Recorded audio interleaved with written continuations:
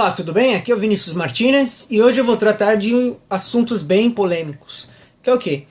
Vou falar sobre a Missa Nova, a Missa Tridentina, o Concílio Vaticano II, os erros, né? Todas as heresias, os abusos, os efeitos colaterais e propor uma solução para esses problemas.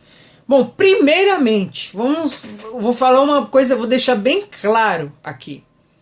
Eu sou tradicionalista, mas eu não sou cismático, eu não sou de maneira alguma um sedevacantista, não sou. Eu defendo sim a tradição da igreja, mas eu não nego a autoridade do clero. Portanto, eu não sou sedevacantista. Que fique bem evidente, bem claro isso. Eu não sou sedevacantista. Eu estou com a igreja, com a tradição, com o magistério e com as escrituras, né, que é os três pilares que formam a Santa Igreja Católica Apostólica Romana.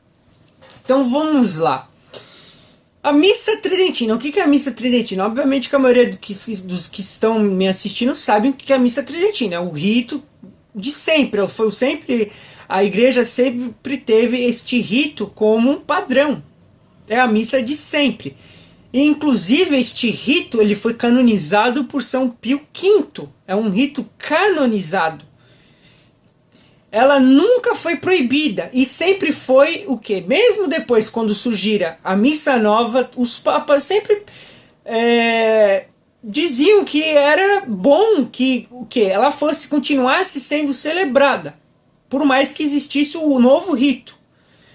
Mas isso adiantou de alguma coisa? Não, porque a Missa Tridentina é o quê? Agora é extraordinária. Agora a Missa Nova é a ordinária. Antes era o contrário. Agora só se tem 95% é Missa Nova. Agora eu vou entrar sobre o quesito do negócio do latim. Por exemplo, muitas pessoas que falam contra a Missa Tridentina reclamam do latim, não vão entender nada, que não sei o quê. Bom, essa desculpa não tem sentido nenhum, porque primeiramente, a maioria das pessoas nem sequer entendem a missa, nem com a língua vernácula, que é o português do Brasil. Se você pegar o panfleto, aquele panfletinho, cheguei agora há pouco da missa, né? Eu cheguei agora há pouco. Se pegar aquele panfletinho, né, tem o panfleto para acompanhar a missa, né? Eu sempre trago para casa. Se você perguntar para as pessoas aqui a parte teológica da missa, as rubricas, tudo que está escrito aqui, a simbologia, 99,9% das pessoas não vão saber o que é. Então esse papo de que não vou entender porque tem latim já é furado. Não vai entender nem com vernáculo. Tá? Então essa desculpa não tem nada a ver. Já descarta isso. Outra coisa que deve ser salientada, e é muito importante isso, que é o seguinte: a Missa Nova, quando foi constituída, feita ali no final dos anos 70, depois do Concílio Vaticano II, o time de elaboração da Missa Nova não era composto somente de católicos apostólicos romanos fiéis à tradição. Teve ali cerca de 5 a 6 sacerdotes protestantes que estavam ali na elaboração do rito da Missa Nova. Então é um detalhe que não pode ser ignorado. Isso é fato histórico. Aconteceu. Então o que acontece? A Missa Nova está repleta de elementos protestantizados. Até mesmo a Missa Nova, na sua essência mais pura, ela não está com a essência completamente católica. Ela tem elementos já protestantizados ali, trazidos, por exemplo, do luteranismo, do calvinismo. Isso é evidente. Quem nega isso é pessoa que não sabe, é ignorante, ou é uma pessoa que é covarde, que não quer ver, quer cegar a si mesmo. É óbvio, é evidente, isso é só ver. Vamos começar agora sobre da quantidade grotesca de erros escrotos, bizarros que tem no corpus da Missa Nova. Vamos lá. A primeira coisa é um detalhe. Tem quando o padre fala lá, o Senhor esteja convosco. Aí as pessoas falam, Ele está no meio de nós. É uma afirmação um tanto estranha. Porque para afirmar que Deus está no meio de nós, primeiro que é estranho, porque como assim? O que está no meio de nós fisicamente é os nossos órgãos, ok? Agora, mas beleza, vamos ignorar essa parte física, entrar no quesito metafísico. Para a gente afirmar que Deus está convosco, né, está no meio de nós, no caso da parte espiritual, isso quer dizer que temos que ter a certeza absoluta de que estamos em estado de graça. Ou seja, a gente tem que ter se confessado, a gente tem que ter, antes de ter se confessado, obtido um ato de contrição perfeito ou imperfeito, para poder receber o que? A absolvição de nossos pecados, para então a gente estar em estado de graça, caso a gente tenha cometido o que? Um pecado que rompeu a nossa ligação com Deus. Agora a pergunta que se faz: será que 100% da paróquia, quando fala Ele está no meio de nós, está em estado de graça? Porque todo mundo, quando fala isso, o que dá a entender é que todo mundo tem repleto de Espírito Santo, o que é realmente absurdo. Quantas pessoas ali que nem sequer se confessam, que não estão nem aí, pecam o tempo todo, e estão lá falando, Ele está no meio de nós. Isso é absurdo. A gente nem não tem como ter certeza de que a gente nem sequer sabe se a gente recebeu realmente a absolvição. Claro, a gente tem esperança de que quando a gente vai lá receber se confessar, a gente vai lá para se confessar, a gente tem a esperança assim, de que a gente recebeu a absolvição. Mas ter digamos, uma presunção absoluta de que estamos perdoados e, portanto, estamos repletos do Espírito Santo é um tanto presunçoso e errado. Logo, essa afirmação de que Ele está no meio de nós já é errado. Né? E outra, quando se fala que Deus está no meio de nós, isso está dizendo a respeito de que Deus está no meio do povo, que é nós. Né? Também é uma afirmação que não tem nada a ver. Deus não está no meio do povo. Deus está o quê? Ele está presente verdadeiramente quando o quê? Quando ocorre a consagração da hóstia. Ou seja, quando ocorre ali o sacramento da Eucaristia. Aí sim Deus está realmente presente em corpo, alma, divindade e sangue, né? Ali na sagrada hóstia. Aí sim Deus está presente. Agora Deus não está presente no meio de nós. Isso não tem sentido nenhum. É confuso esse negócio. Isso não tem nada a ver. É um erro também. Isso. Outra coisa, se você for olhar também aqui nas partes da missa nova, você vai ver em certas orações tem a afirmação Deus do universo. Peraí, como assim que ele é Deus do universo? Deus, ele não vem do universo. E ele também não é Deus do universo. Ele é Deus. Deus é o criador do universo. Por exemplo, aquela parte ali na parte quando a gente vai ter a celebração, né, quando o padre vai fazer a celebração, a consagração da Eucaristia, da hóstia, a gente fala ali, né, Santo, Santo Senhor, Deus do universo, que inclusive está errado, isso não é Deus do universo. Inclusive essa oração ela é baseada naquele hino seráfico, né, dos serafins, que é Rei dos Exércitos, né? Aí eles modificaram para Deus do Universo. Mas enfim, continuando. Quando se fala Santo, Santo, Santo, Senhor, o que significa esse Santo, Santo, Santo? Primeiramente se refere às três pessoas da Santíssima Trindade. O sentido teológico dessa afirmação, Santo, Santo, Santo. A segunda, o segundo significado que tem nesse Santo, Santo, Santo, é que ele é puro. Deus não está, ele não está, como se fala, ele não tem nada do universo em Deus. Porque afirmar que o universo está em Deus é panteísmo. Deus é transcendente, ele está além do universo, ele está fora do universo, ele criou o universo. Ele é puro, santo, não tem nada, absolutamente nada, não tem mistura nenhuma do universo em Deus. Afirmar isso é panteísmo. Logo tá errado esse negócio de que é Deus do universo. Também é um negócio confuso que não tem nada a ver. Outra coisa bizarra que aconteceu com esse tal da missa nova. Devido ao advento do relativismo que ocorrera com o Concílio Vaticano II, que é um assunto que eu vou entrar depois, deixou que o quê? Os sacerdotes utilizassem de suas criatividades para moldar a sua imagem e semelhança à missa, o que é errado também. Então o que acontece? As missas começaram a se tornar verdadeiros shows. O que tem hoje de missa show, gente, é horroroso, é coisa profana. A missa não é show, é a renovação do sacrifício no Calvário. A gente vê lá aquele povo com palma, fazendo festinha pra fulana, pra fulano, cicrana, cicrano. Imagina lá, por exemplo, Cristo está sendo crucificado. E aí, no meio da crucificação de Cristo, você chega lá e...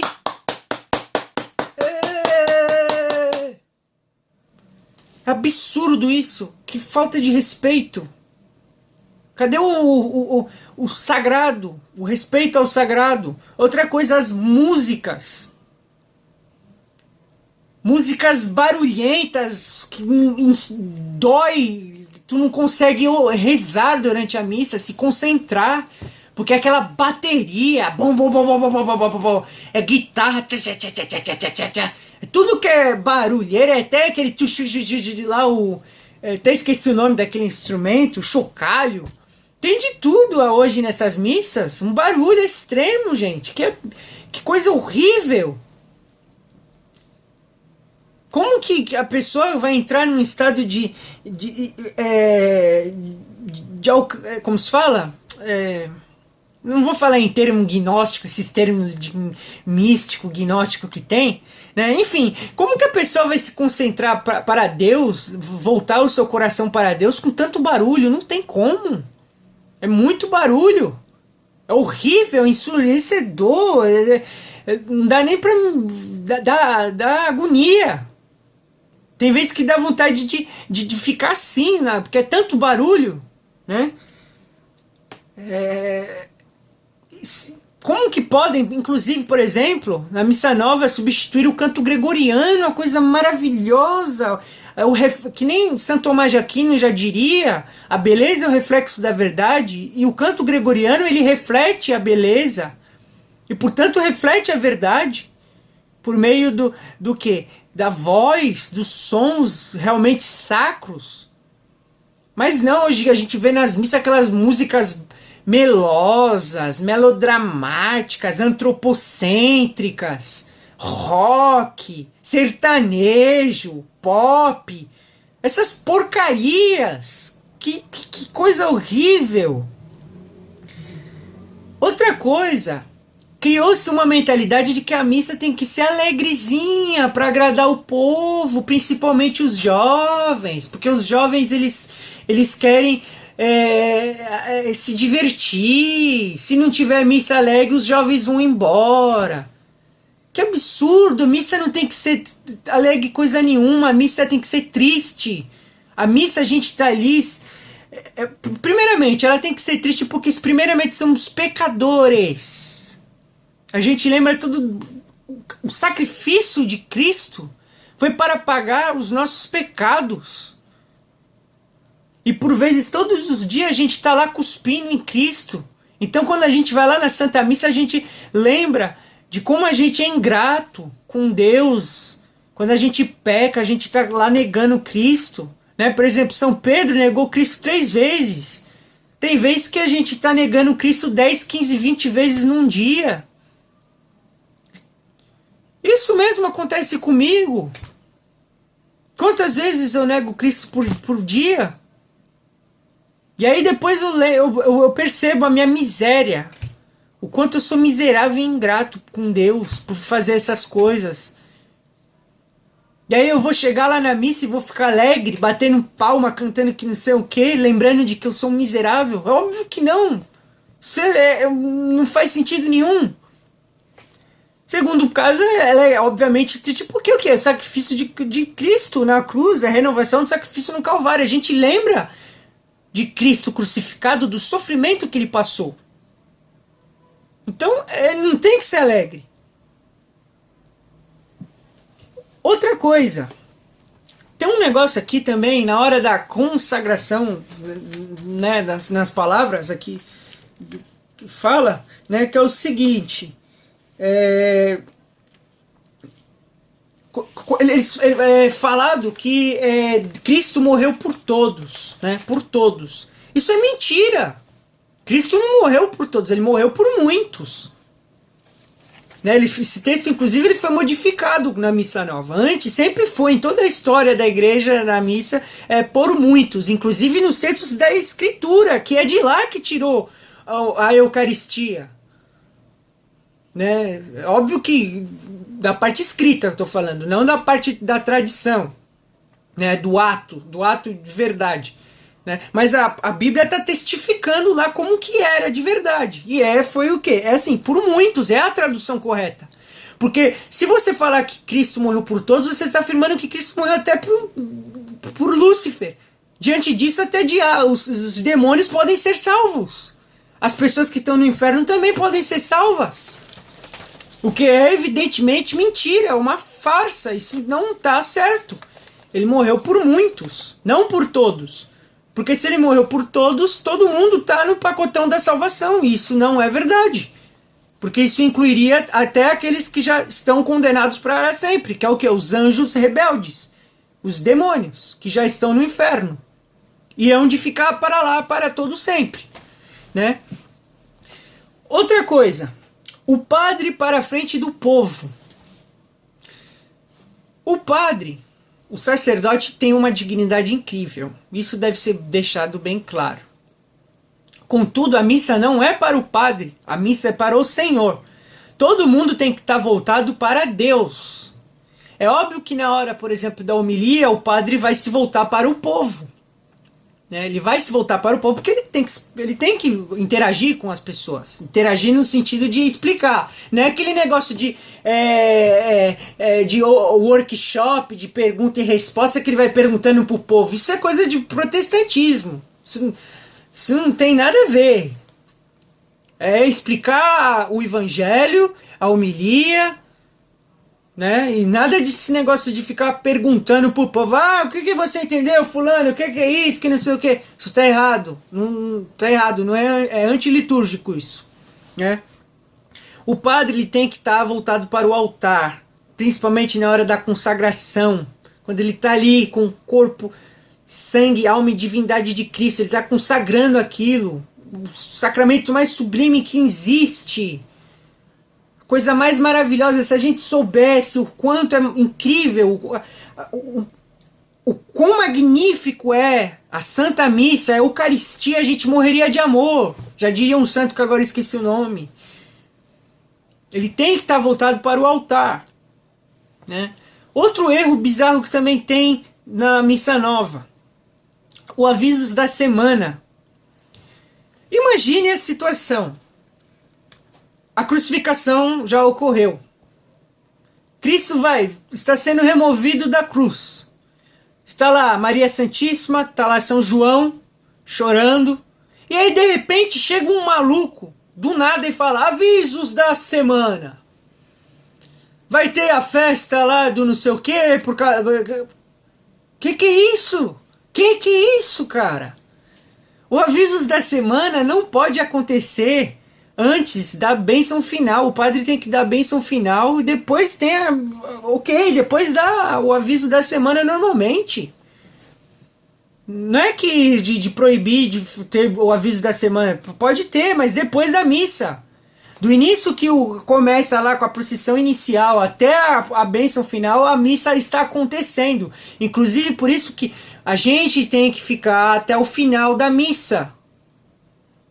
A gente não pode ir embora depois que teve a Eucaristia, você comungou, vai embora. Tem um monte de pessoas que fazem isso, tá errado. Tem que ficar até o final, a bênção final do padre.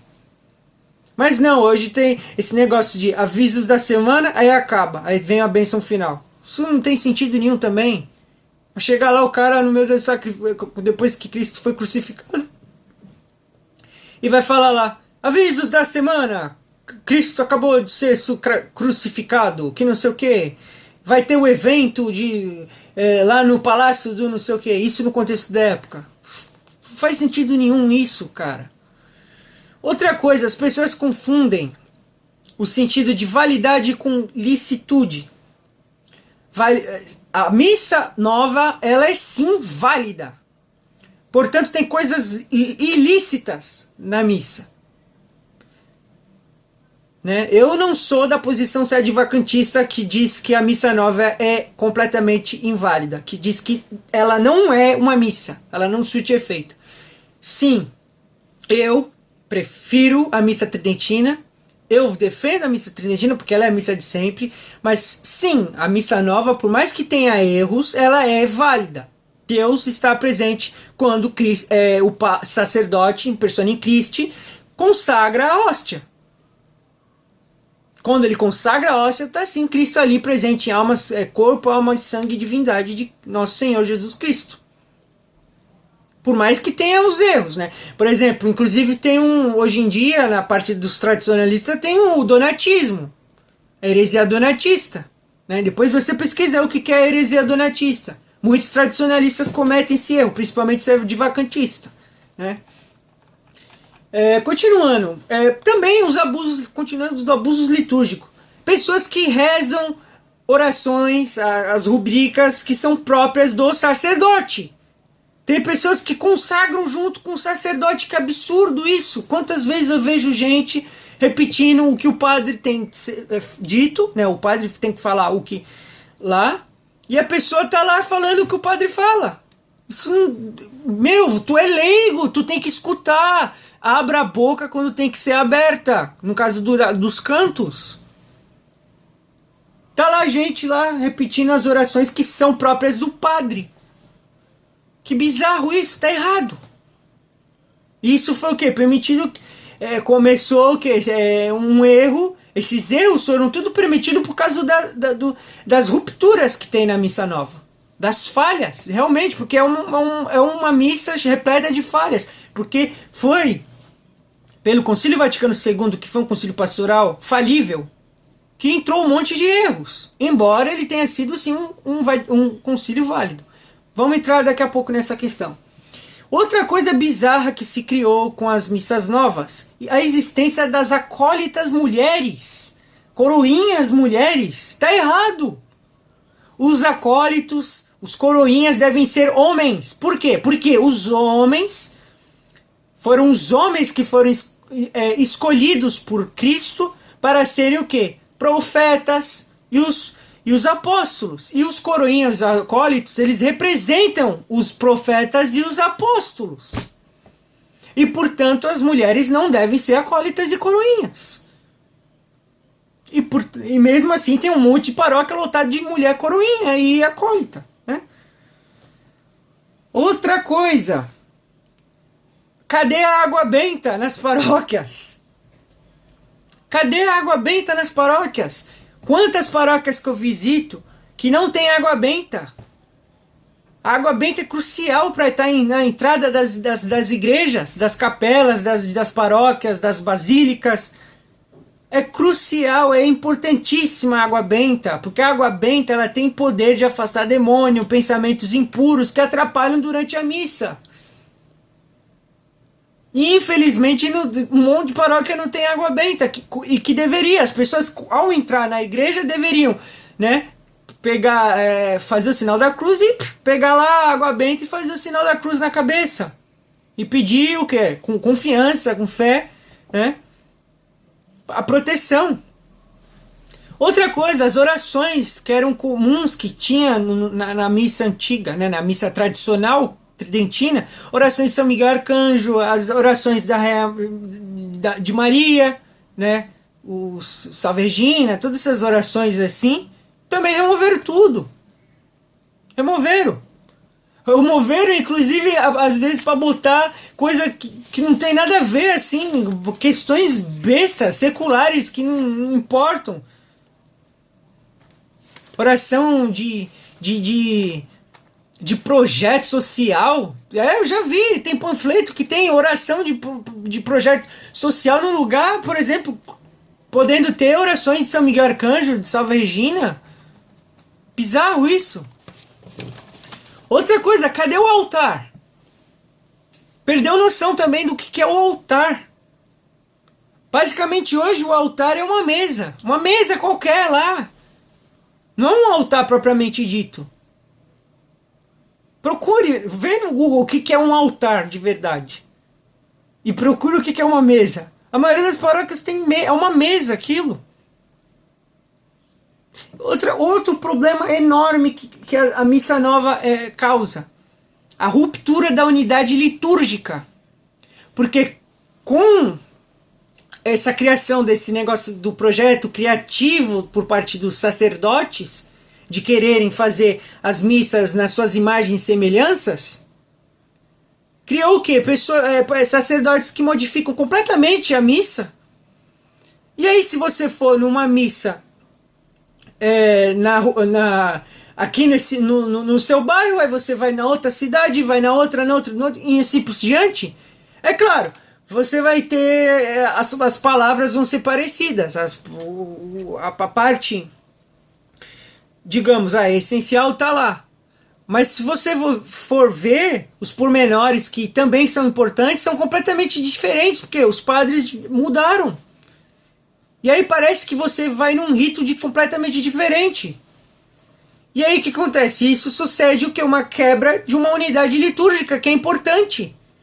Porque a missa que é feita no meu bairro tem que ser igual a do bairro do fulano, tem que ser igual a da cidade do cicrano. É a unidade. É isso que diferencia o catolicismo para qualquer outra seita. É a nossa unidade poderosíssima, a ortodoxia. Mas com a missa nova não tem isso, porque cada um faz uma missa do seu jeito. Outra coisa bizarra é a participação excessiva de leigos na missa. Tem leigo que se acha sacerdote. Cara, se coloca no teu lugar, você é um simples leigo. Você é um simples leigo, você não tem autoridade e direito de fazer certas coisas. E hoje se vê abusos litúrgicos bizarros de leigo dando homilia. Que é isso? Só é permitido o sacerdote dar homilia. Absurdo isso. Leigo querendo ter mais voz que o padre. Interrompendo o padre às vezes. Que é isso? Que errado, né? Então, agora eu falei todos esses erros que tá na missa nova, né? Agora eu vou entrar no assunto, só vou dar uma breve introdução ao assunto Concílio Vaticano II, porque mais para frente eu pretendo fazer um vídeo mais especializado, com mais ênfase no Concílio Vaticano II. Então esse vai servir só como um gancho, né? O Concílio Vaticano II, a gente tem que saber uma coisa. Ele não foi um concílio infalível. Ele foi um concílio falível, pastoral. Portanto, pode ser criticado sim. Contudo, estas críticas devem ser feitas baseando-se no quê? Junto com o magistério e com a tradição. E com respaldo bíblico, se for possível. Não é só utilizar um pilar para avaliar ele. Porque tem muito sede vacantista, tradicionalista aí, que só utiliza como base um pilar. Tá errado, tem que utilizar os 3 pilares. Os 3 pilares. Então vamos lá. O Concílio Vaticano II, ele gerou problemas sérios, sim. é evidente, é inegável. Inclusive o próprio Paulo VI, que foi quem finalizou o concílio, disse que por um jeito ou de outro a fumaça de Satanás entrou na igreja. E entrou. O próprio Papa Paulo VI, do qual também foi responsável por criar o rito da Missa Nova, né? Por autorizar a Missa Nova. Então, existe sim os erros do Concílio Vaticano II que devem ser analisados, devem ser, se possível, corrigidos e que devem ser alertados, sim. Não tem essa porque foi um concílio que ele não pode ser criticado. Tem gente que acha que só porque critica o Concílio Vaticano II você é cismático. Está errado esse pensamento. Ele é um concílio diferente do concílio, por exemplo, de Trento, que foi infalível, dogmático. Tudo que está lá a gente tem que calar a boca e não falar nada. Tudo que está ali é infalível. Não tem o que ser dito, tem que só repetir. E ser explicado, obviamente. Então, ó, bico calado para concílio infalível, mas concílio falível que nem o Concílio Vaticano II pode sim ser criticado. Então vamos às evidências do concílio, dos efeitos dos efeitos negativos do Concílio Vaticano II. Primeiramente, o Concílio Vaticano II, o maior erro do Concílio Vaticano II, por se tratar de um concílio falível, pastoral, foi o quê? Por ele ser pastoral, ele não ter esse senso de infabilidade, como se fala, de continuidade doutrinária, de ênfase doutrinária. Sim, ele tratou de questões dogmáticas, mas eu digo no sentido de que, por exemplo, uma diretriz, por exemplo, vamos supor, tal coisa tal coisa deve ser feita desse jeito. Quem ser contra isso seja anátema. Que nem os outros concílios. O Concílio Vaticano II não foi isso. Não fez isso. No momento que um concílio faz isso, de permitir por exemplo, uma dupla interpretação de um texto, porque tem... E outra coisa que antes de falar, eu li sim os documentos do Concílio Vaticano II. Eu não li todos, mas eu li. Eu tenho uma noção do que eu estou falando. Né? Porque tem hoje em dia aí esses esses carinha aí que gosta de tapar o olho e não querer ver erro em nada, né? Que te acusam, você nunca leu nada do concílio, você nunca leu porcaria nenhuma e quer ficar palpitando. Isso é besteira. Quem não leu foi ele que não leu. Ele que não leu. Vamos lá. Por esse negócio de deixar o quê? Uma forma de interpretar aos moldes da pessoa que está lendo, né? Sem deixar, por exemplo, objetividade no que está escrito, como eu disse nesse exemplo agora da anamnetização. Isso faz com que as pessoas criem o quê? Um monte de interpretação acerca daquele assunto específico tratado. E aí entra o quê? A pior desgrama que teve desde todas... a pior heresia junto com o gnosticismo, que é o modernismo. O modernismo que é a síntese de todas as heresias. Eu, diferente de certos tradicionalistas, eu não acredito que o maior problema da igreja seja o modernismo. Sim, ele é um grande problema. Sim, ele entra e faz muito estrago. Mas a causa do modernismo é um outro fator, que é pior ainda, é o gnosticismo. Essa sim, a pior heresia que já existiu, porque a primeira heresia que existiu na história da humanidade foi o gnosticismo. Adão foi o primeiro gnóstico. E o gnosticismo eu vou tratar também mais pra frente, pra quem não sabe o que é o gnosticismo, tá?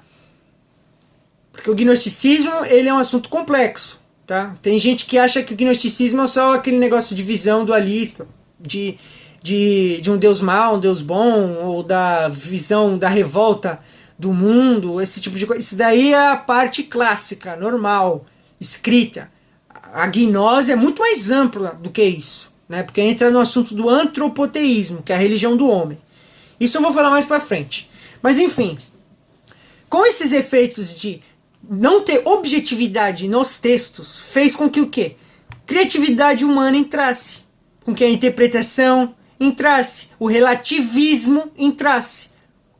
E o que é o modernismo? É o relativismo geral das coisas. O modernismo, que é a síntese de todas as heresias, né?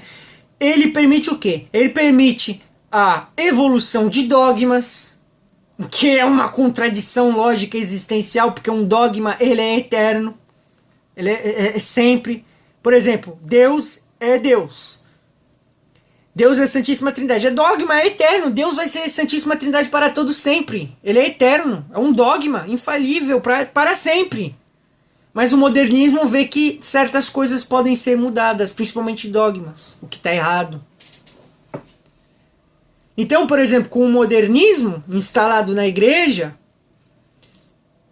faz com que todas as coisas que são da tradição com T maiúsculo, porque existe a tradição com T maiúsculo e a tradição com T minúsculo, né? Que são coisas que podem ser modificadas com o tempo, sim. São coisas modificáveis com o tempo. Mas a tradição com T maiúsculo não pode de jeito nenhum ser modificada. Por quê? Porque ela provém de Deus, ela vai para os apóstolos e provém dos apóstolos também. Né? Procede dos apóstolos, em melhor palavra. Né? E essa tradição ela não pode ser modificada. É o caso, por exemplo, da Santa Missa Tridentina. Do rito tridentino. Ele não pode ser modificado. Ele é daquele jeito e deve ser daquele jeito para sempre. Assim como há dogmas, os dogmas não podem ser modificados. Eles são dogmas. Assim como toda a tradição não pode ser modificada. Ela é a tradição que provém de Deus, que procede dos apóstolos. E é o que os modernistas, é que os progressistas, toda essa manada aí de inimigos da igreja querem fazer. Né? Então, um dos maiores erros do Concílio Vaticano II foi essa brecha para o relativismo, para a falta de objetividade nos textos. Ele abre essa possibilidade de você interpretar uma regra pastoral à sua vista. Você pode, por exemplo, a partir de um texto, é tipo uma sola escritura. Você pega o texto fora de contexto, elimina todo o contexto dele, toda a tradição anterior e cria ali um bagulho completamente novo, que não está previsto em nada. E aí você vê todos esses problemas. Outra coisa que foi destruída, a hierarquia. Hoje, um padre, um sacerdote, a maioria tem a noção, eles acham que eles são como nós, do povo. O padre, ele é superior ao leigo, porque ele é ordenado, ele é ungido. Mas tem padre que se acha que igual ao povo, o que é uma heresia, o que é um absurdo. O leigo está aqui, o padre está aqui. Então hoje você vê inclusive padres que querem se secularizar, se tornarem leigos. Hoje em dia, por exemplo, eu já vi muitos padres que eu nem sabia que eram padres, porque eles estavam utilizando roupa de leigo, roupa secular. Aí você imagina uma situação tenebrosa, que é uma pessoa, por exemplo, a pessoa cometeu um pecado grave, e ela está desesperada, ela se arrependeu, e ela precisa urgentemente procurar um padre, o mais rápido possível. E aí no meio do caminho, ela cruza com um padre, só que ela não sabe que aquele cara é um padre porque ele está vestido como um leigo. E aí essa pessoa, no meio do caminho para ir para a paróquia, ela acaba falecendo.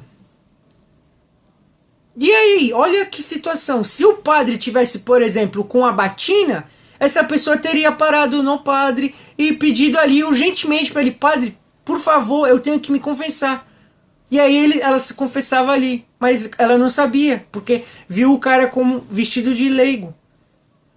E outra, tudo bem, vamos lá. A batina, eu apoio a batina, é uma roupa incrível, linda, maravilhosa a batina. Mas, ok, vamos supor que, não dá para usar a batina, vamos lá. Vamos supor que na situação o cara não dá para usar a batina ali no momento. Mas pelo menos utiliza o colarinho, o clergyman, nem isso os padres hoje estão utilizando, porque não dá para identificar. É um cara como qualquer um. Eles querem ser como um povo. O que é um absurdo. O correto. Porque não se trata de idealismo aqui. É o correto. É o padre ter o seu hábito. É ter o seu hábito. Por exemplo, imagine um médico que está vestido de mecânico. As pessoas não vão saber que ele é médico ali. Vão achar que ele é um mecânico, como uma pessoa qualquer. O padre, ele não é do povo. Ele é um membro do clero, ele é um oficial. Mas, infelizmente, os padres, depois do Concílio Vaticano II, a maioria não quer mais ser padre de verdade. Eles perderam a noção do sacerdócio. Inclusive, eu vou fazer um vídeo sobre sacerdócio mais pra frente. Né? Inclusive nas missas novas. Continuando. Agora, nas missas novas, nem os padres utilizam os paramentos. Nem os paramentos os padres estão utilizando mais. Perdeu a noção do sacerdócio, da importância de que as coisas devem transmitir o belo para agradar a Deus de verdade. As coisas têm que ser bonitas, bem feitas. Né? Inclusive, o Concílio Vaticano II, com toda essa relativização, com a entrada massiva do modernismo, que já existia antes, ele tinha sido condenado na Paciendi do São Pio X, né, já tinha antes do Concílio Vaticano II, inclusive é que eu já falo um problema. Existe uma visão muito errada de certos tradicionalistas, e principalmente sede vacantista, que é a visão idealista romântica. É como se a igreja, antes do Concílio Vaticano II, estava tudo uma maravilha. Tudo estava perfeito. E aí aconteceu o concílio, tudo começou a ficar uma destruição total. Errado, a igreja, antes do Concílio Vaticano II, já estava em crise, já tinha problemas. Já tinha muitos problemas na igreja, desde a época de Pio XI, de Pio XII, do próprio São Pio X, que foi um grande papa mesmo. Já estava com problemas a igreja. A diferença é que sim, estes problemas que estavam já acontecendo na igreja nesses períodos, eles se sistematizaram após o Concílio Vaticano II. Por quê? Por causa desse relativismo dos documentos pastorais, dessa dupla interpretação, aliás, a pluralidade de interpretações de documentos fora de contexto, que pessoas que pegam os trechos dos documentos e tiram jogam fora a tradição todinha e criam uma nova ali na hora, né?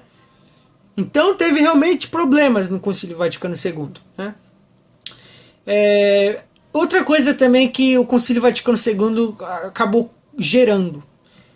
Não é coincidência que depois do Concílio Vaticano II, ali depois, a partir dos anos 70, aqui no Brasil, o melhor exemplo que eu posso dar é no Brasil. O Brasil, até a década de 70, tinha uma presença católica, a população é católica em sua maioria, e o catolicismo tinha uma presença muito maior que comparado hoje em dia.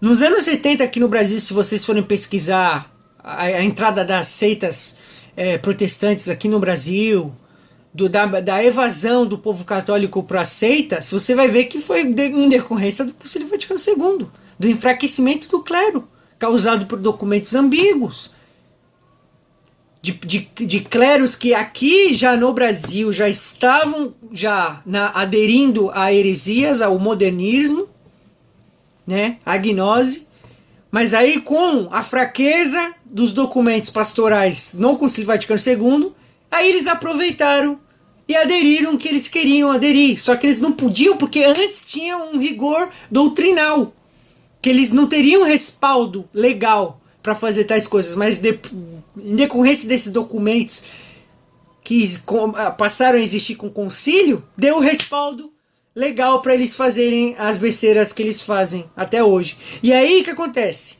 Criou todo esse relativismo, esse problema da igreja. A igreja começou a adaptar ao mundo, ao invés do mundo se adaptar à igreja. A igreja não deve se adaptar ao mundo, é o mundo que tem que se adaptar à igreja. Não é a Deus que tem que se adaptar ao mundo, é o homem que tem que se adaptar a Deus. Mas aí com o Concílio Vaticano II, as pessoas, a mentalidade, começou o quê? De se adaptar com o mundão. Ao falso ecumenismo, com a entrada dessas porcarias. Também não é coincidência que, por exemplo, surgira depois do Concílio Vaticano II a entrada desses negócios de rock, né, nas missas, né? Surgiu toda a onda, a revolução sexual, a revolução hippie, todas essas porcarias aconteceu e atingiu a igreja de uma forma forte, cara. Foi um efeito catastrófico. A gente vê os efeitos hoje.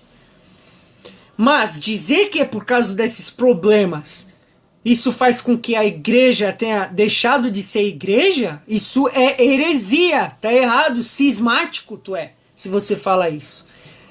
Por mais que o nosso clero esteja enfraquecido, por mais que tenha clérigos que estão em heresia, por mais que tenha os erros do Concílio Vaticano II, a igreja continua sendo igreja, o clero continua sendo um clero.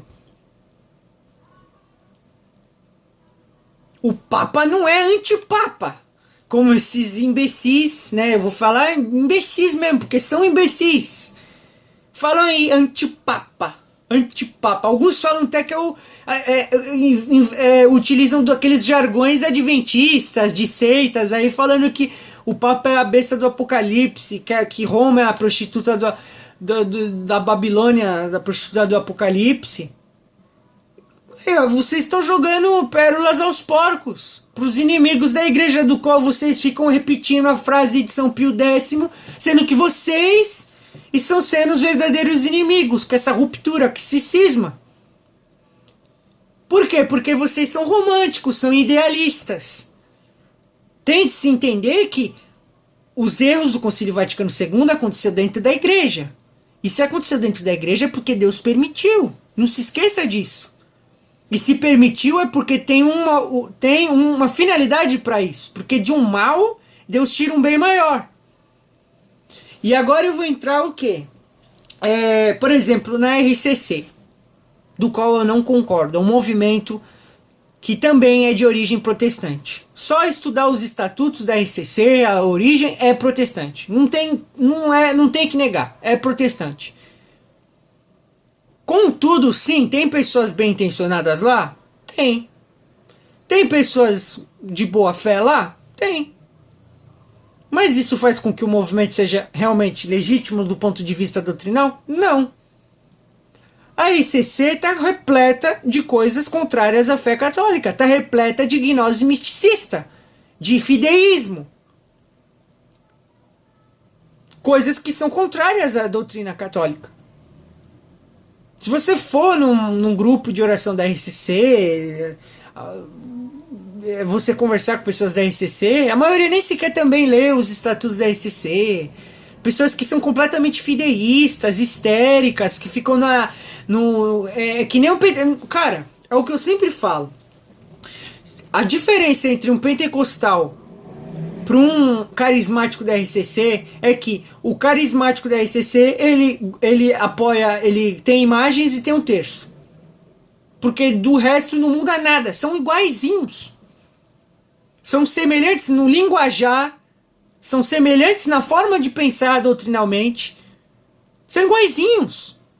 A RCC é um movimento pentecostal infiltrado no seio da igreja. Conquanto que tenha pessoas de boa índole lá. Conquanto que ocorre coisas boas na RCC. Sim, tem coisas boas na RCC. Todo mal, Deus tira um bem maior. Tem que ser dito isso. Não seria diferente com a RCC. Embora eu discorde completamente desse movimento. Eu não gosto desse movimento. Não gosto. Aí as pessoas vão falar, mas os papas apoiaram. Filho, apoiar é diferente de decretar que ele é um movimento canonizado. Ele é canonizado, a RCC? O apoio dos papas foi feito ex cátedra? Não. Portanto, pode ser criticado sim. E tá cheio de erro na RCC. Assim como tá repleto de erros no movimento tradicionalista, do qual eu pertenço e critico. Porque de um lado a gente tem o movimento fideísta, irracionalista, misticista, gnóstico da RCC dos progressistas, do outro lado a gente tem o quê? Um movimento extremista, farisaico, racionalista, que faz a ritolatria, que é a gnose do conhecimento, é o calvinismo católico, que eu diria, que é o quê? O sedevacantismo e esses certos tradicionalistas, que só se apoiam em um pilar na igreja, que é a tradição, e se sentem superiores a todo mundo, só porque está na tradição, eles sabem um conhecimento superior. E porque eles sabem do conhecimento superior, eles vão ficar lá enclausuradinhos no canto deles, falando mal lá dos caras, e nem quer estender a mão pro próximo. Não tá nem aí. Porque ele sabe, ele tem a presunção de que tá salvo. Tá errado. Eu já comentei isso num vídeo anterior. Né? O que a gente tem que fazer? A gente não tem que ser nenhum dos extremos. A gente tem que ser católico apostólico romano. Com efeito, a gente se torna tradicionalista. Mas não esse tipo de tradicionalismo aí, farisaico, gnóstico, racionalista que tem.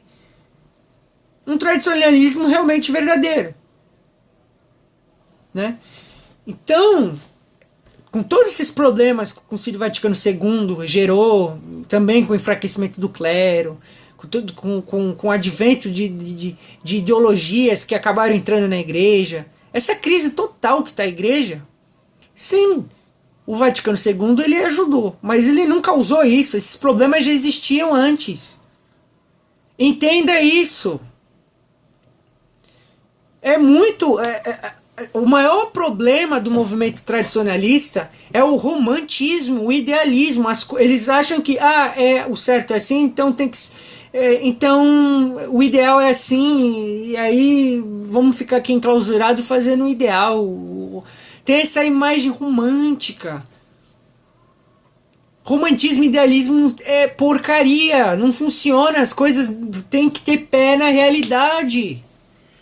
Qual é a realidade? O Concílio Vaticano II aconteceu, os problemas aconteceram. E o que a gente tem que fazer? A gente tem que corrigir os problemas. E como você quer corrigir os problemas? Criando uma igreja paralela, se cismando com a igreja? Saindo da unidade? Você quer criar unidade saindo da unidade? O que é isso? Não existe isso, gente. Não se resolve os problemas dessa forma. Essa forma aí é romântica, é idealista. Sabe por que muita gente adere ao tradicionalismo? Não é porque ama realmente a forma como Deus quer as coisas. É para alimentar a vaidade. Porque no momento que você fica como tradicionalista, dá às vezes um sentimento de que, olha só, eu sou da resistência. Olha só, sou da elite, sou de um punhado de homens que vão mudar o mundo. Eu sou uma mulher diferente. Eu não sou como a maioria. E aí dá aquela coceirinha da vaidade, a mosquinha pica. Então muita gente defende tradicionalismo por vaidade, não é porque tem amor a Deus verdadeiramente. Eu vou admitir, às vezes me dá assim vontade de soberba, arrogância, porque eu sou tradicionalista. Dá sim. Eu tenho um pecado original. Eu tenho inclinação para o quê? Às vezes me dá vontade, dá aqueles sentimentos de cisma, dá os sentimentos principalmente de revolta, de rebelião. Tem esses sentimentos, e eu admito. E tem gente que tem essas coisas, mas não admite, porque acha que está certo. Está errado. Né? Com o Concílio Vaticano II também, a arquitetura das igrejas mudaram. Agora as igrejas que são construídas após concílio são feias, são pobres. Não refletem a beleza que deve ser transmitida. Não tem a arquitetura, o belo, as imagens, a harmonia do ambiente. Tudo é tudo vazio, é feio. É lamentável. Perdeu a noção do belo. Construções feias, tem igrejas horrorosas hoje, com arquitetura soviética, com arquitetura moderna, coisa feia. Ridículo. É horrível, horrível, horrível. Coisas horríveis. Também se criou também a fraqueza com o advento do feminismo, né, que surgira nessa porcaria desse tempo dos anos 60, 70, né, principalmente a expansão. As mulheres agora vão de qualquer jeito para missa, se vestem de forma vulgar, não tem a piedade do véu, do uso do véu, que é tão lindo o véu é coisa linda, a mulher transmite o belo, o véu. E hoje não, as meninas, principalmente jovens, vão lá com roupa, com shortinho, bermudinha, roupa decotada, apertada, transparente. E vão lá e comungam. Que é isso? Coisa errada, né? Outra coisa que me dá dor de cabeça, que acontece na Missa Nova, agora voltando na Missa Nova. Coisa que foi o quê? Permitida depois do Concílio Vaticano II. Foi legalizada, né? Legalizada. A comunhão na mão. A profana comunhão na mão. O assunto que me dá dor de cabeça, porque 95% das pessoas comungam na mão.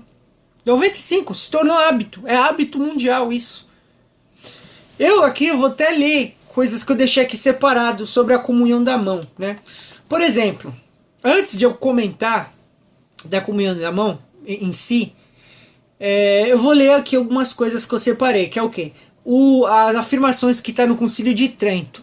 É uma afirmação infalível, que procede do quê? É uma afirmação categórica. Categórica. Ouçam só, abre aspas.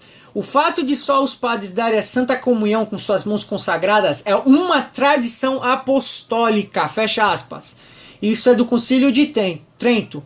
Ou seja, aqui já, inclusive, já quebra o negócio da comunhão na mão, né? De que todo mundo agora comunga na mão. E já quebra aquela bizarrice dos ministros extraordinários da Eucaristia. Né, que hoje não é mais extraordinário, é ministro da Eucaristia. Né? Por que se criou os ministros extraordinários da Eucaristia? Repare, extraordinários. Era o quê? Para situações extraordinárias, onde era necessário o quê? Quando se tivesse, por exemplo, uma situação de guerra, de crise, ou realmente uma quantidade de pessoas gigantescas, podia o quê? Pessoas que são permitidas a darem a comunhão. Isso é extraordinário, só que com o tempo se tornou ordinário. E é errado o leigo dar a comunhão na mão. Erradíssimo, tá errado. Só quem deve tocar na Sagrada Hóstia é o padre. Continuando aqui na afirmação do Concílio de Trento, né, em outra tradução da mesma afirmação que eu disse anteriormente, é o seguinte, abre aspas, sempre foi costume da Igreja de Deus que os leigos recebessem a comunhão das mãos do sacerdote e que se deve conservar este costume como proveniente da tradição apostólica. Isso é uma afirmação categórica dizendo que é uma tradição que vem da tradição apostólica. Concílio de Trento, realizado no século XVI, em resposta ao protestantismo, à Revolução Protestante, que foi infalível, já mostrava que é o quê? Costume, a tradição da igreja de receber na boca e de joelhos, principalmente. Né? Agora eu vou ler o que Santo Tomás de Aquino, o doutor comum da igreja, nos diz do porquê, 3 motivos do porquê a comunhão tem que ser só do sacerdote. Primeira, porque consagra na pessoa de Cristo, persona in Christi é o padre. E assim como Cristo consagrou seu corpo na última ceia, né, na ceia, e o deu também a partilhar aos outros, do mesmo modo, tal como a consagração do corpo de Cristo pertence ao sacerdote, assim também sua distribuição lhe pertence. Segunda, porque o sacerdote foi nomeado intermediário entre Deus e o povo. Portanto, assim como lhe compete oferecer a Deus as oferendas do povo, assim também lhe compete entregar ao povo as oferendas consagradas. Terceira, porque por respeito para com este sacramento, nada lhe toca a não ser o que é consagrado. E o sacerdote é consagrado. Eis porque o corporal e o cálice são consagrados, né, pelo sacerdote. E da mesma maneira as mãos do sacerdote, para que toquem este sacramento. E assim não é lícito que qualquer outra pessoa lhe toque, exceto em caso de necessidade, por exemplo, se caísse ao chão ou em qualquer outro caso de urgência, né? Fecha aspas. Aqui o Santo Tomás de Aquino, cara, é uma opinião do doutor. Não é uma opinião, não. Não é uma opinião. Isso é uma afirmação teológica do doutor comum da igreja. Não é de qualquer Zé ninguém. Não é minha opinião. Não é minha opinião. Não é meu achismo. Porque hoje em dia todo mundo acha. Todo mundo tem opinião de alguma coisa. Né? Isso aqui é ensinamento teológico do doutor comum da igreja, Santo Tomás de Aquino, do qual se visse alguém comungar com a mão, ele desmaiaria. Né? Temos também respaldo no Catecismo de São Pio X, que diz o seguinte, lá no número 640. Como devemos apresentar-nos no ato de receber a Sagrada Comunhão? No ato de receber a Sagrada Comunhão, devemos estar de joelhos, com a cabeça medianamente levantada, com os olhos modestos voltados para a Sagrada Hóstia, com a boca suficientemente aberta e com a língua um pouco estendida sobre o lábio inferior. Senhoras e meninas devem estar com a cabeça coberta, com véu. Tá? Com véu. Hoje as mulheres usam véu? 99% não. Né? Agora vamos buscar respaldo bíblico do porquê que a gente tem que se ajoelhar. Vamos lá em 1 Coríntios. Em 1 Coríntios. Aliás, primeiro vamos em Filipenses. Filipenses, tá? Abre aspas. Por isso Deus o exaltou soberanamente e lhe outorgou o nome que está acima de todos os nomes, para que o nome de Jesus se dobre todo o joelho no céu, na terra e nos infernos. Ou seja, diante de Deus todos se ajoelham. E a hóstia é o que, meu filho? Quem está ali na Sagrada Hóstia não é Deus? Não é Cristo presente verdadeiramente em alma, corpo, sangue e divindade?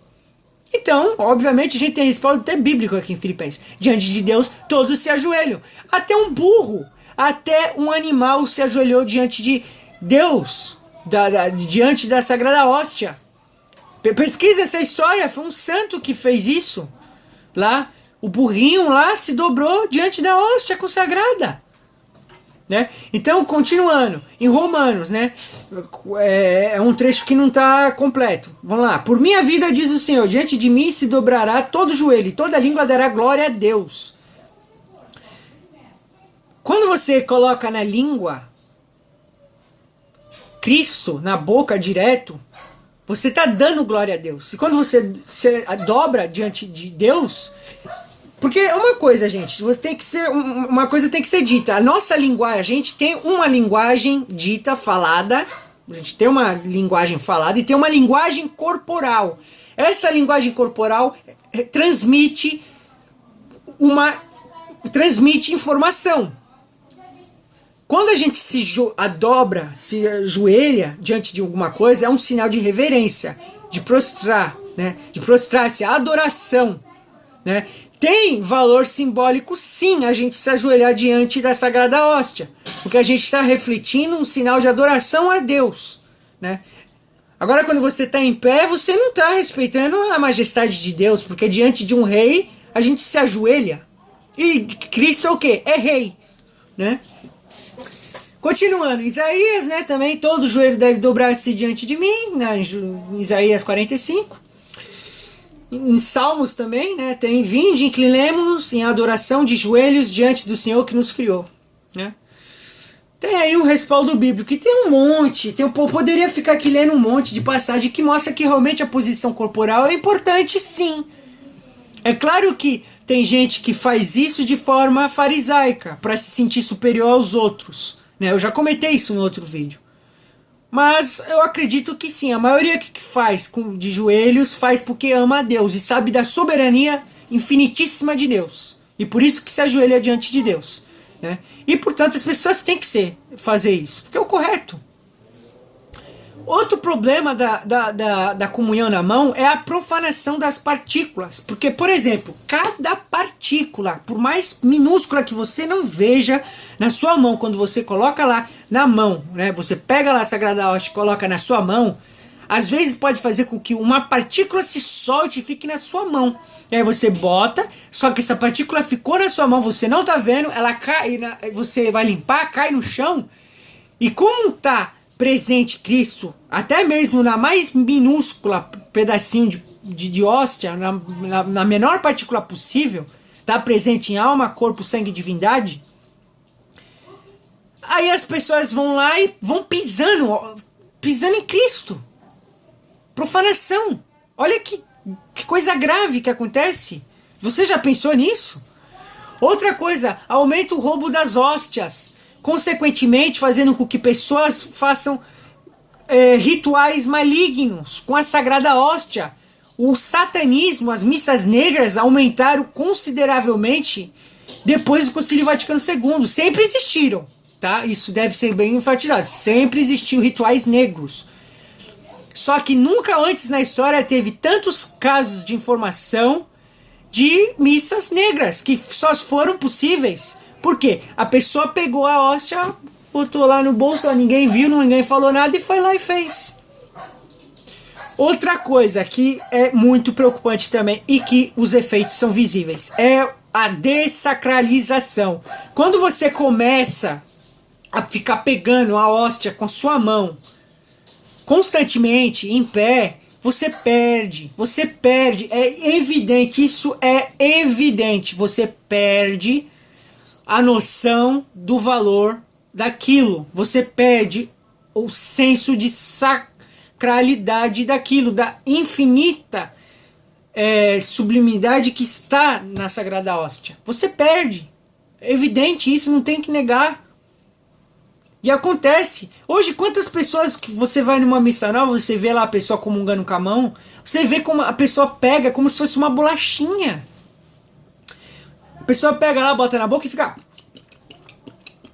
uma bolachinha qualquer. A pessoa não tem noção realmente que tá Cristo ali.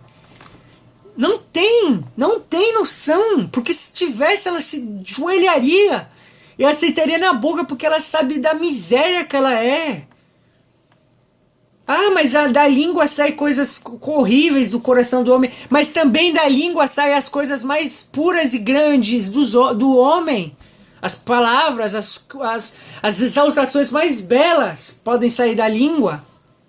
Tu entendeu a noção? Tem todo um sentido, tem todo um sentido metafísico, teológico nos símbolos que a gente... das posições, dos símbolos que estão nas coisas, na forma como que a gente faz as coisas. Só que é o que eu falei, o modernismo, ele não acredita que exista valor existencial intrínseco nas coisas. Para ele, tanto faz as coisas. Então, pouco importa, né? Agora eu vou dar um respaldo de informações que eu utilizo bastante, que é informações, eu sou um cara que estudo bastante demonologia. E eu gosto muito de ver os relatos escritos de exorcismos realizados. E é incrível a quantidade de textos, de relatos que mostram de demônios que, em nome da Santíssima Trindade ou da Virgem Santíssima, eles são obrigados a dizer a verdade.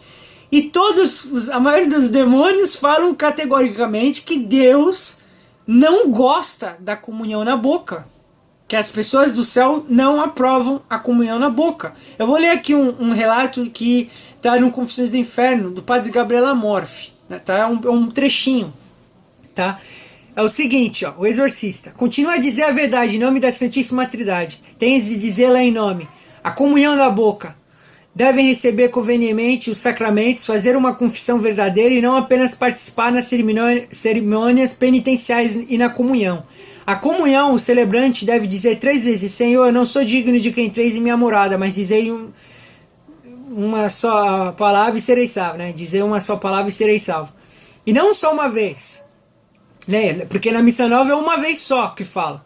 Né? E as pessoas acham na missa nova que o ato penitencial ele perdoa os pecados graves. Não, só perdoa os pecados veniais, né? Outro problema também que gerou com a missa nova, com o Concílio Vaticano II. Né? Diz só a verdade em nome do preciosíssimo sangue da Santa Cruz e da Imaculada Conceição. Então o demônio fala: nós trabalhamos durante muito tempo lá embaixo, né? Aí o cara que estava possuído, o possesso, aponta para baixo até conseguirmos que a comunhão na mão fosse posta em prática. A comunhão na mão é muito boa para nós no inferno, acreditai. Aí o exorcista: nós te ordenamos em nome que digas no céu, eu te ordeno, vai falando, né? Tu não tens o direito de mentir, tu sai desse corpo, vai-te. Aí fala, né? ela, a grande senhora, ainda vivesse, receberia a comunhão na boca, mas de joelhos, e haveria de se inclinar profundamente assim. Tenho que dizer que não se deve receber a comunhão na mão. Isso é um demônio falando. E não é só nesse trechinho aqui, nesse relato que se conta do padre Gabriel Amorfi. É em vários exorcistas. Se você pesquisar diários de exorcistas, relatos, você vai ver que um monte de demônios falam que a comunhão na mão não é agradável a Deus. E que o inferno gosta da comunhão da mão. Porque é o que eu estou falando. Porque muitas pessoas... Por que acontece? Porque quando esse demônio fala que o inferno aplaude a comunhão na mão, é porque é o que eu falei. Acontece a profanação das partículas, acontece o roubo das hóstias e com efeito as missas negras, acontece o processo de sacralização, e tudo isso faz com que o inferno comemore, porque está indo contra Deus. Tu entendeu a gravidade das coisas? Né? Então, para finalizar aqui este vídeo, falando sobre o Concílio Vaticano II. O Concílio Vaticano II foi válido? Foi válido, sim. O magistério atual é válido? É sim. O clero é válido? É válido. O Papa Francisco é Papa? É verdadeiro sumo pontífice, sucessor de São Pedro? Ele é verdadeiro sucessor de São Pedro, ele é sumo pontífice. Por mais que o Papa Francisco tenha seus defeitos, dos quais eu critico abertamente, ele é o Papa e deve ser respeitado. Tá? Não é sujeitos que ficam falando aí Bergoglio, papinha, que não sei o que, ficam falando em tons despreciativos, zoando com o papado, zoando com a figura do Papa. Vocês estão cometendo heresia, tá? Papa Francisco perto de certos papas é fichinha. Tiveram papas muito piores do que o Papa Francisco, tá? E tem coisas que o Papa Francisco tem coisas boas no Papa Francisco, tá? Não é completamente errado. Sim, ele tem uma frouxidão. A gente precisava sim de uma figura forte no clero. Um homem como um São Leão Magno, um São Gregório Magno, um Papa Inocêncio III, um São Pio V, um São Pio X. Sim, precisávamos de um homem desse calibre. Mas não temos. Essa é a realidade. Tá? Essa é a realidade. A gente não tem. Então o que acontece? Tem que se parar com essa mentalidade romântica, idealista das coisas. Porque, mais uma vez eu repito, o Concílio Vaticano II aconteceu os problemas do Concílio Vaticano II. Se acontecer é porque Deus permitiu. E se Deus permitiu é porque tem algum propósito. Agora Vinícius Martinez, tá? Vinícius Martinez, vou falar uma coisa, a opinião minha. Por que é permitido todas essas coisas? Provação. Deus está provando todos nós. Porque é o que eu falei. No meio de todo esse conflito, dessa batalha, todo esse negócio que está acontecendo internamente na igreja, as pessoas estão sendo reveladas. As pessoas que realmente amam a Deus estão sendo reveladas. E as pessoas que amam a si mesmas, mais do que a Deus, estão sendo reveladas. As pessoas que realmente têm amor a Deus e as pessoas que amam a vaidade de si estão sendo reveladas. É a aprovação. É a aprovação. Para ver quem é farisaico, quem é arrogante, quem é soberbo, quem é vaidoso, quem é herege, quem é inimigo. Porque como já diria Santo Agostinho, era necessário que existisse heresias, porque assim mostraria quem eram os verdadeiros firmes na fé. E nós, como tradicionalistas, mais uma vez eu repito o que eu falei no outro vídeo. Nós não temos que nos enclausurar em nossos cantinhos. achar que só porque a gente está fazendo as coisas certinhas, bonitinhas, que a gente tá tudo feito, realizado. Não, a gente tem que ir nos nossos irmãos que estão no erro e ajudá-los. E quando eu falo de corrigir os erros, não é de ficar em debate em Facebook, porque a maioria das vezes isso não adianta nada.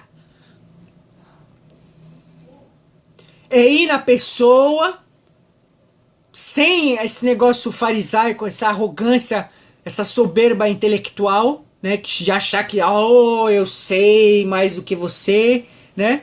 Chegar realmente com um instinto caridoso e mostrar, ó, você tá errado por causa disso, disso, mostrar lá o respaldo que você tem. Que é na tradição, no magistério infalível, né? E mostrando para as pessoas, aos poucos, a gente tem que ir ganhando espaço. A gente tem que ir entrando nos grupos das igrejas. A gente tem que ir conversando com as pessoas, tendo diálogo. Não adianta falar isso, são tudo herege, dane-se todo mundo, já tô salvo, tô na tradição, na verdade. Aí que você se engana, meu caro. Tu tá fazendo o que o diabo quer. É isso que o inimigo de todos nós quer. Ele quer que todos nós fiquemos divididos uns com os outros, que fiquemos com remorso, com raiva, com ódio, com instinto individualista, com instinto farisaico, com instinto rebelde, de rebelião, da superioridade intelectual. É isso que o demônio quer e é difícil pra caramba, gente. É difícil pra caramba, a situação não é simples. Principalmente agora, eu vou até falar uma coisa.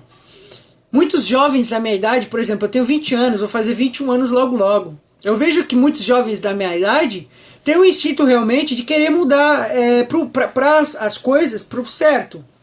Tá tendo um movimento de jovens tradicionais, né? Só que os jovens têm a tendência de fazer merda.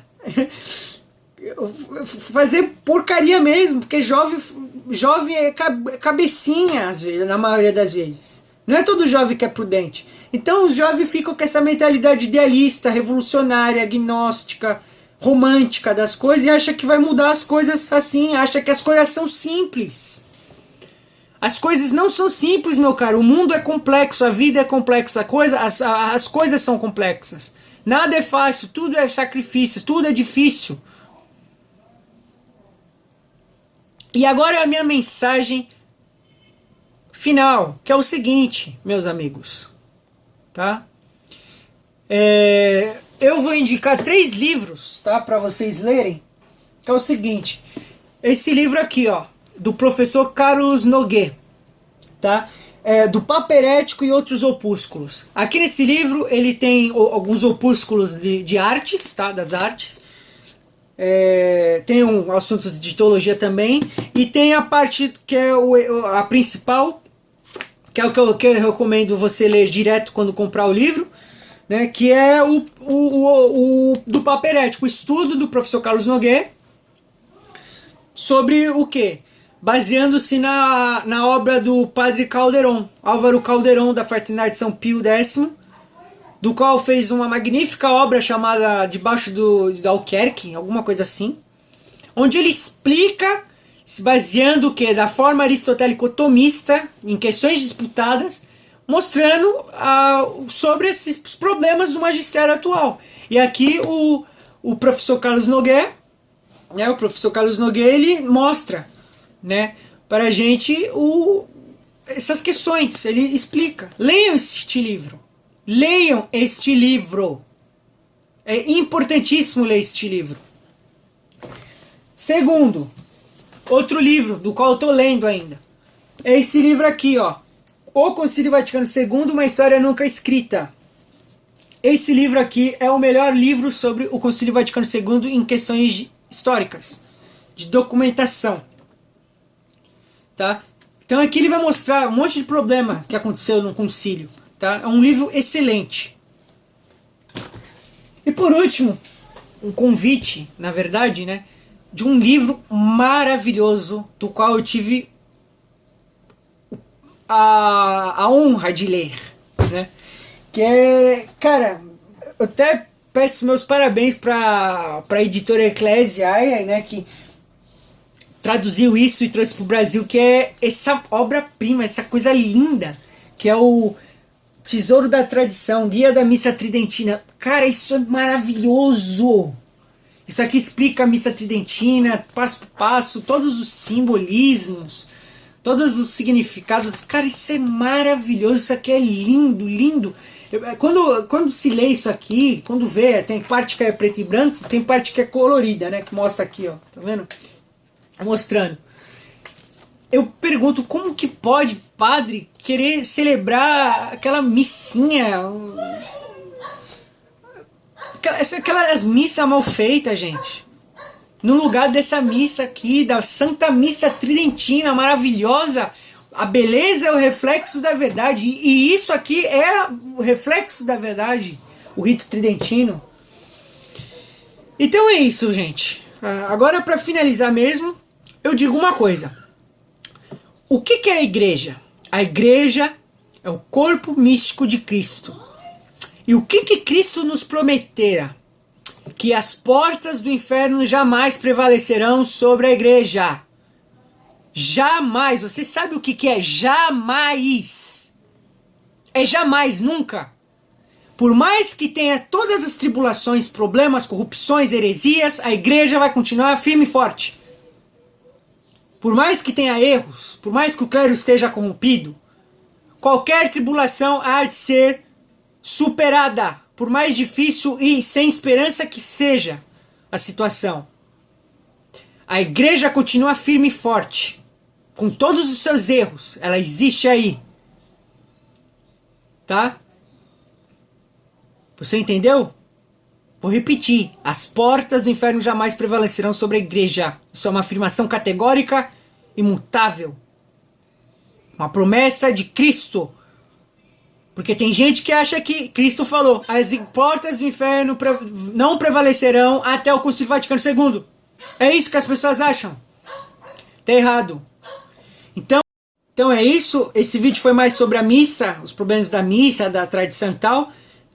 E deixei um gancho pro Concílio Vaticano II que farei mais pra frente mesmo, não vou entrar ainda nesse assunto, que é um assunto deveras complexo, tá?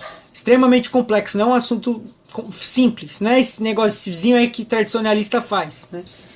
Então procure esses 3 livros que eu indiquei, são livros incríveis, excelentes, incríveis, e sejamos firmes, gente, não caiamos no cisma, estejamos na igreja, sejamos católicos, apostólicos, romanos. Então é isso, Deus lhe abençoe, salve Maria Santíssima, salve Roma, em nome do Pai, do Filho e do Espírito Santo, amém.